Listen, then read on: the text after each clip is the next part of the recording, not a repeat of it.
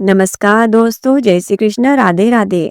आज मैं आपके लिए लेकर आई हूँ निम्ड़ी माता व्रत की कहानी। तो चलिए शुरू करते हैं। किसी गांव में एक जाट रहता था।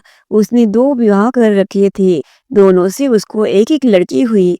कुछ समय बाद जाट की पहली पत्नी मर गई। अब सौतेली माँ अपनी बेटी से कुछ भी काम नहीं करवाती थी। उसे बहुत स्नेह से रखती थी, परंतु दूसरी बेटी से घर का सारा काम करवाती थी। दोनों लड़कियां बड़ी हो गई। एक दिन जाटनी ने जाट से कहा, मेरी बेटी के लिए पैसे वाला लड़का ढूंढना और दूसरी के लिए साधारण लड़का देखना। जाट ने दोनों बेटियों का विवाह कर दिया। सौतीली बेटी मेहनती और समझदार थी। उसने अपनी समझदारी से सबका दिल जीत लिया। जाटने की बेटी घर का काम भी नहीं जानती थी और अकड़ में रहती थी, इसलिए ससुराल वाले उससे बहुत दुखी रहते थे।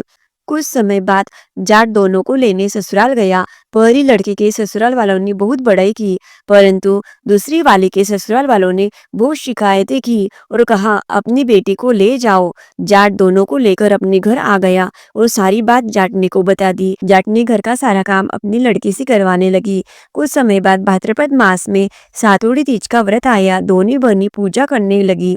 तो पहली लड़की ने, हे निम्ड़ी माता, तू मीठी है, जैसे मुझे भी मीठी रखना। दूसरी ने कहा, तू तो कड़ी है। माँ ने सुना तो तुरंत समझ गई और लड़की को वापस पूजा करने भेजा। लड़की ने निम्ड़ी माता का पूजन कर कहा, हे निम्ड़ी माता, जैसे आप मीठी है वैसे मुझे भी मीठी रखना। निम्ड़ी माता प्रसन्न हो गई और जब ससुराल गई तो ससुराल वाले उससे प्रसन्न रहने लगे। इसीलिए हे निम्ड़ी माता की पूजा करके उसे कड़वी न कहकर मीठी कहा जाता है।